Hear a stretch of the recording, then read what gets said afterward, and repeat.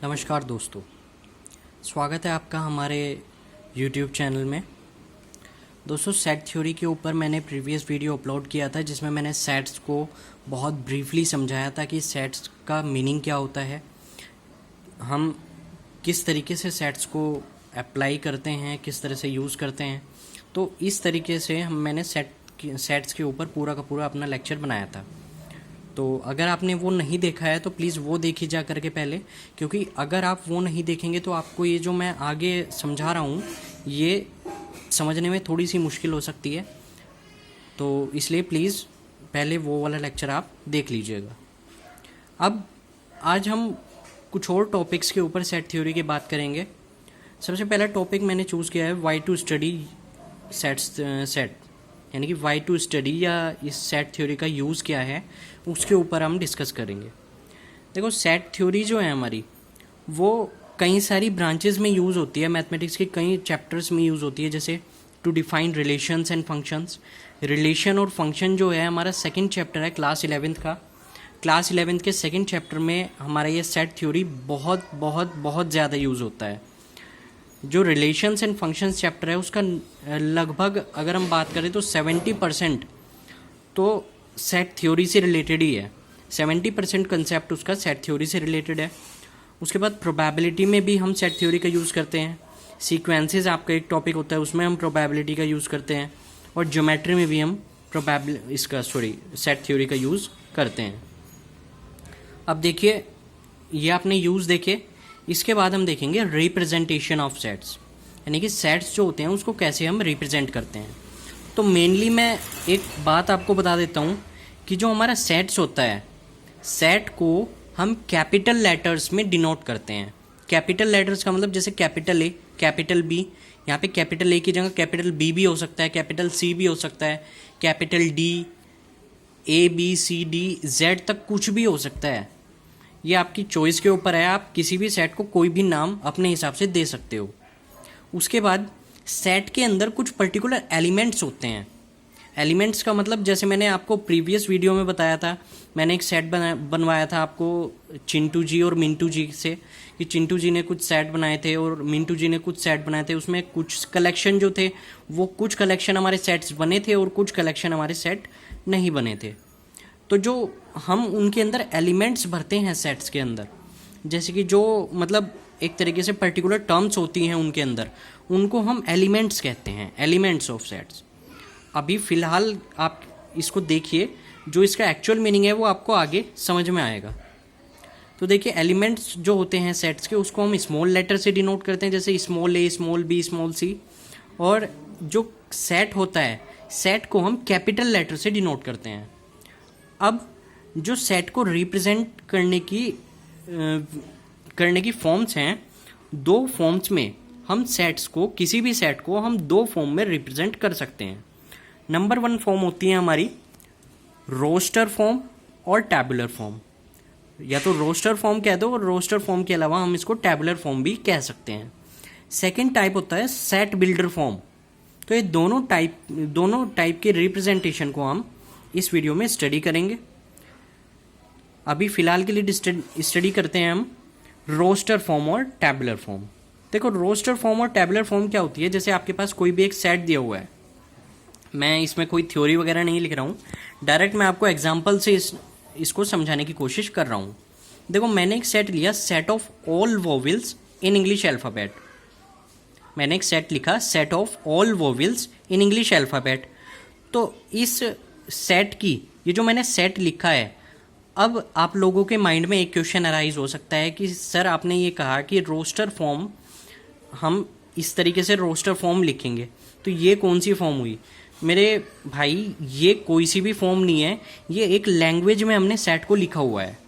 ये जो हमने लिखा है ना कि set of all vowels in English alphabet, तो इस set of all vowels in English alphabet, ये एक तरह से हमने इस सेट को थियरी में लिख दिया है, लैंग्वेज में हमने इसको लिखा हुआ है। उसके बाद अगर हम रोस्टर फॉर्म में अगर इसको लिखना चाहे तो रोस्टर फॉर्म में हम इसको लिखेंगे वी। यहाँ पे ज़रूरी नहीं है आप कैपिटल वी ही इसको लो, जैसे मैंने आपको कहा था ना कि कैपिटल लेटर्स में हम डिनोट कर सकते हैं किसी भी सेट को, तो ज़रूरी नहीं है आप capital V he low, capital A भी ले सकते हो, बी भी ले सकते हो, कैपिटल सी भी ले सकते हो, कुछ भी ले सकते हो। मैंने कैपिटल वी लिया क्योंकि यहाँ वोवेल्स था, थोड़ा आप रिलेट कर पाओगे इस चीज़ से। तो कैपिटल वी मैंने लिया, capital V is equal to curly brackets. सबसे इंपॉर्टेंट थिंग, किसी भी सेट को हम कर्ली ब्रैकेट्स के अंदर लिखते हैं। ये जो आपका सेट होता है ये कर्ली ब्रैकेट्स कहलाता है। हम इस ब्रैकेट को इस तरीके से बनाते हैं कुछ, ये आपका कर्ली ब्रैकेट्स होता है। तो कर्ली ब्रैकेट के अंदर हम किसी भी सेट को लिखते हैं। उसके बाद देखो v बराबर कर्ली ब्रैकेट्स AEIOU, क्योंकि हमें सेट बनाना था ऑल वोवेल्स का, सारे के सारे वोवेल्स का इंग्लिश अल्फ़ाबेट के अंदर जो आते हैं। अब मुझे ये बताने की तो ज़रूरत है नहीं कि इंग्लिश अल्फ़ाबेट के अंदर वोवेल्स कितने होते हैं। आप लोग जानते हो कि इंग्लिश अल्फ़ाबेट के अंदर 5 वोवेल्स होते हैं, AEIOU। तो पांचों के पांचों वोवेल्स को मैंने इस तरीके से अरेंज कर दिया। एक और बात, आप सेट को रिप्रेजेंट करते हुए, जैसे मैंने ए लिखा, ए के बाद कोमा लगाओगे, फिर ई लिखोगे, फिर कोमा लगाओगे, फिर आई, फिर कोमा, फिर ओ, फिर कोमा, फिर यू। यानी कि ये जो मैंने AEIOU लिखे हैं ये सेट के एलिमेंट्स हैं। मैंने आपको कहा था एलिमेंट्स ऑफ सेट को हम स्मॉल लेटर से डिनोट करते हैं। आप देख सकते हो मैंने स्मॉल लेटर से डिनोट किया हुआ है। तो ये आपके स्मॉल लेटर्स में आपके एलिमेंट्स कहलाते हैं। जैसे ए भी एक एलिमेंट है, ई भी एक एलिमेंट है, आई भी एक एलिमेंट है, ओ भी एक एलिमेंट है, यू भी एक एलिमेंट है। तो ये आपके सेट्स के एलिमेंट्स हो गए। तो किसी भी सेट को आपको रोस्टर फॉर्म में लिखना हो तो आप इस तरह से लिखोगे, उस सेट का नाम लिखो, उस सेट को कोई नाम दोगे, कोई भी नाम आप दे सकते हो।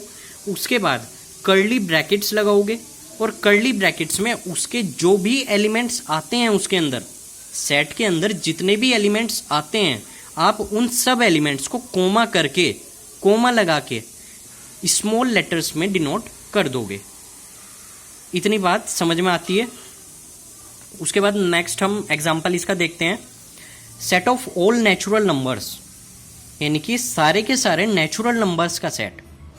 अब देखो, set of all natural numbers को मैं रोस्टर फॉर्म में लिख रहा हूँ। RF का मतलब रोस्टर फॉर्म, रोस्टर फॉर्म में लिख रहा हूँ N। मैंने इस सेट को N नाम दे दिया। अब एक और बात मैं आपको छोटी सी बता देता हूँ कि जो नेचुरल नंबर्स होते हैं ना, नेचुरल नंबर्स के लिए मैथमेटिशियन ने पर्टिकुलर एक सेट, एक कैपिटल लेटर डिनोट रिप्रेजेंट किया हुआ है कि आप नेचुरल नंबर्स की जब भी बात आएगी आप उसको कैपिटल N से ही डिनोट करोगे। हम नेचुरल नंबर्स को कैपिटल A, कैपिटल B से डिनोट नहीं कर सकते, कैपिटल N से ही डिनोट करेंगे हमेशा। इसी तरह के कुछ सेट और होते हैं जिनको हम उनके नाम से ही डिनोट करते हैं। जैसे नेचुरल नंबर्स को हम कैपिटल N से डिनोट करते हैं। इस तरह से कुछ और सेट होते हैं जिनको हम पर्टिकुलर अल्फ़ाबेट से ही डिनोट करेंगे, किसी और अल्फ़ाबेट से हम उसको डिनोट नहीं कर सकते। ठीक है जी। तो कैपिटल N बराबर होगा कर्ली ब्रैकेट्स के अंदर 1 2 3 4 एंड सो ऑन। ठीक है जी, एंड सो ऑन। तो इसके बाद मैंने आपको जैसे कि बताया था कि रोस्टर फॉर्म में हम क्या करते हैं कि set of all natural numbers है, N हमने उसको नाम दिया, हमेशा N ही रहेगा नेचुरल नंबर्स के लिए, और कर्ली ब्रैकेट्स लगाए, और कर्ली ब्रैकेट्स में जो भी एलिमेंट इस नेचुरल नंबर्स के सेट के अंदर आएंगे, जो भी एलिमेंट्स आएंगे सब को हम कोमा में इस तरीके से लिख देंगे।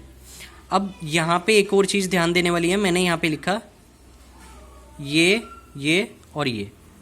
यहाँ पे एक और बात मैं आपको बता देता हूँ कि जब आपका कोई एक ऐसा सेट हो जो कि कभी ख़त्म ना हो, जैसे कि नेचुरल नंबर्स है तो नेचुरल नंबर्स आप लिखते जाओगे, कभी ख़त्म नहीं होंगे, तो आप क्या करोगे कि आप उसके कुछ एलिमेंट्स लिखोगे।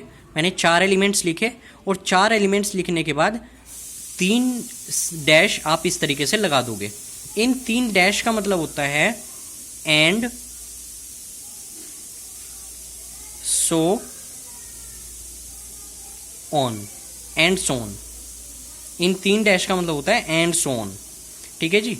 तो यहाँ पे हमने ये सीखा कि रोस्टर फॉर्म जो होती है उसको डिनोट करने के लिए आप सेट का नाम दोगे, कर्ली ब्रैकेट्स लगाओगे, और कर्ली ब्रैकेट्स के अंदर जो भी एलिमेंट्स हमारे उस सेट के अंदर आते हैं उन एलिमेंट्स को कोमा करके हम लिख देंगे। ठीक है दोस्तों। अब हम अपनी नेक्स्ट फॉर्म पे आते हैं जो कि है हमारी set builder form.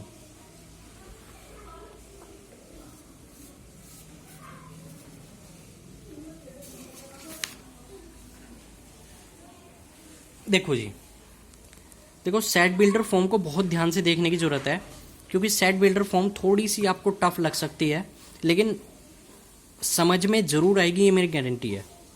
Set builder form में क्या होता है, जैसे हमने एक एग्जांपल लिया, set of all even positive integers less than 7, यानी कि हम एक सेट बना रहे हैं ऑल इवन पॉजिटिव इंटीजर्स का, ऑल इवन पॉजिटिव इंटीजर्स का, इवन का मतलब सम पॉजिटिव इंटीजर्स, यानी कि सारे के सारे even positive integers. Even positive integers होते हैं जैसे कि मैंने लिखा 1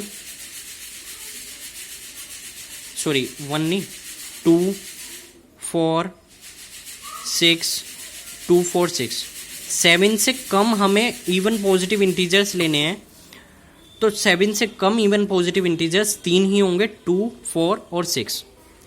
क्योंकि देखो पॉजिटिव इंटीजर्स का मतलब जो प्लस वाले नंबर्स हैं, इंटीजर्स सबसे पहले तो हमारे पास इंटीजर्स होने चाहिए। इंटीजर्स का मतलब कोई भी एक ऐसा नंबर जो P/Q की फॉर्म में ना हो, इंटीजर्स कोई भी एक ऐसा नंबर होता है जो कि बिना पॉइंट में कोई भी नंबर हमारा इंटीजर कहलाता है। बिना पॉइंट का हमारा कोई भी नंबर हो वो हमारा इंटीजर्स कहलाता है। तो 2 4 6 ये हमारे इवन पॉजिटिव इंटीजर्स होंगे, ठीक है जी। उसके बाद देखो हमें इसको set of all even positive integers less than 7, हमें इसको सेट बिल्डर फॉर्म में रिप्रेजेंट करना है। तो सेट बिल्डर फॉर्म में रिप्रेजेंट करने के लिए हम उसको एक नाम देंगे सेट को, जैसे कि हमने रोस्टर फॉर्म में किया था। हमने एक नाम दिया, इक्वल लगाया और कर्ली ब्रैकेट्स लगाए। अब कर्ली ब्रैकेट्स लगाने के बाद मेरी बात को बहुत ध्यान से सुनना, रोस्टर फॉर्म में हमने क्या किया था कि रोस्टर फॉर्म में हमने किसी सेट को रिप्रेजेंट करने के लिए जो उसके एलिमेंट थे, सबसे पहले हमने सेट को नाम दिया था। नाम देने के बाद कर्ली ब्रैकेट्स लगाए थे, और कर्ली ब्रैकेट्स के अंदर हमने जो भी एलिमेंट्स उस सेट के अंदर आ रहे थे, जैसे इस सेट के अंदर 2 4 6 आ रहा है, तो अगर हमें रोस्टर फॉर्म में लिखना होता तो हम 2 4 6 लिखते कोमा लगा के और कर्ली ब्रैकेट्स को बंद कर देते।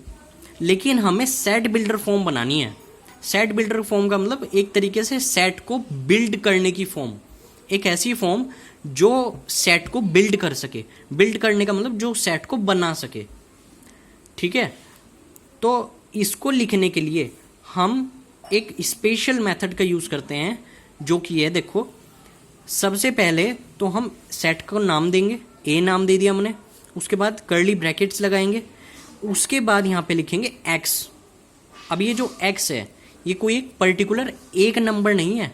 एक्स जो है सिर्फ एक एलिमेंट का नाम नहीं है, एक्स सारे के सारे एलिमेंट को डिनोट करता है, जितने भी एलिमेंट उस सेट के अंदर आते हैं।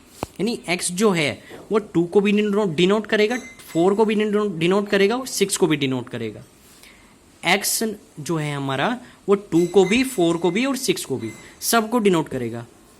हम इसी तरीके से सेट बिल्डर फॉर्म बनाएंगे कि सबसे पहले लिखेंगे एक्स सच दैट, ये जो साइन होता है इस साइन को हम कहते हैं सच दैट। सच दैट का मतलब होता है ऐसा है कि, यानी कि जो ये एलिमेंट एक्स है हमारा, वो एलिमेंट एक्स सच दैट ऐसा है कि, यानी ये जो एलिमेंट एक्स है हमारा वो एक्स एलिमेंट इस तरह का होगा कि x is an even positive integer, कि जितने भी एक्स होंगे वो सारे के सारे इवन पॉजिटिव इंटीजर होंगे। समझ में आ रही है मेरी बात? हमने क्या किया, सेट बिल्डर फॉर्म बनाने के लिए सबसे पहले सेट को नाम दिया, उसके बाद एक्स लिखा, कर्ली ब्रैकेट्स के अंदर एक्स लिखा, और x such that x is an even positive integer, यानी कि एक्स जो है सच दैट का मतलब ऐसा है कि x is an even positive integer. सबसे पहले आप एक्स लिखोगे और उसके बाद एक्स की जो प्रॉपर्टी है, एक्स की जो प्रॉपर्टी है यानी कि एक्स का जो गुण है वो लिखोगे, ठीक है जी। तो इस तरीके से हम सेट बिल्डर फॉर्म को रिप्रेजेंट करते हैं। अब एक और बात यहाँ पे आप सुन लो, मैंने यहाँ पे जैसे x लिखा है तो आप जरूरी नहीं है x ही लिखोगे, आप y भी लिख सकते हो कि y such that y is an even positive integer. Main बात ये है कि आप सबसे पहले कोई भी एक वेरिएबल लिखोगे, x लिखोगे या y लिखोगे या z लिखोगे, तो वो लिखने के बाद आप सच दैट लगाओगे। Such that x is an even positive integer, जो भी उस एलिमेंट का, उस पर्टिकुलर एलिमेंट का जो भी आपका गुण है या जो भी क्वालिटी है उसकी, उस क्वालिटी को हम इसमें डिनोट करेंगे। ठीक है भाइयों। उसके बाद सेकंड एग्जांपल देख लो, set of all negative integers, set of all negative integers. तो set of all negative integers में क्या आएगा, आप निगेटिव इंटीजर्स को जानते हो, -1 -1 -2 -3, इस तरह के सारे इंटीजर्स निगेटिव इंटीजर्स होते हैं। ठीक है जी। तो -1 -2 और -3 यहाँ से लेके इनफाइनाइट तक ये सारे के सारे हमारे निगेटिव इंटीजर्स चलते हैं। ठीक है, सॉरी इनफाइनाइट नहीं, माइनस इनफाइनाइट तक हमारे निगेटिव इंटीजर्स चलते हैं। तो मैंने क्या किया, इस लैंग्वेज को मुझे सेट बिल्डर फॉर्म में चेंज करना था, तो सेट को नाम दिया बी और लिखा एक्स सच दैट, यानी कि एक्स एक एलिमेंट होगा इस सेट का, सच दैट ऐसा है कि x is a negative integer. यानी कि सबसे पहले मैंने एक्स लिखा, यानी कि एक्स जो है वो एक एलिमेंट है बी का, और सच दैट का मतलब वो जो एलिमेंट एक्स होगा वो इस तरह का होगा कि एक्स जो होगा वो एक निगेटिव इंटीजर होगा। मैंने एक्स सच दैट लिखा और उसके बाद एक्स की जो प्रॉपर्टी थी, एक्स की जो क्वालिटी थी उसको लिखा कि x is a negative integer. ठीक है दोस्तों। तो इस तरीके से हम सेट बिल्डर फॉर्म को रिप्रेजेंट करते हैं। उम्मीद करता हूँ आपको ये वीडियो पसंद आया होगा। अगर आपको ये वीडियो पसंद आया है तो प्लीज़ सब्सक्राइब कीजिएगा चैनल को और लाइक कीजिएगा, और सब्सक्राइब करने के साथ साथ आप जो बेल का आइकन आएगा आपके सामने, उसको भी प्रेस कर दीजिएगा ताकि मेरी जो आने वाली वीडियोज़ हैं उसका नोटिफिकेशन भी आपको मिलता रहे। धन्यवाद।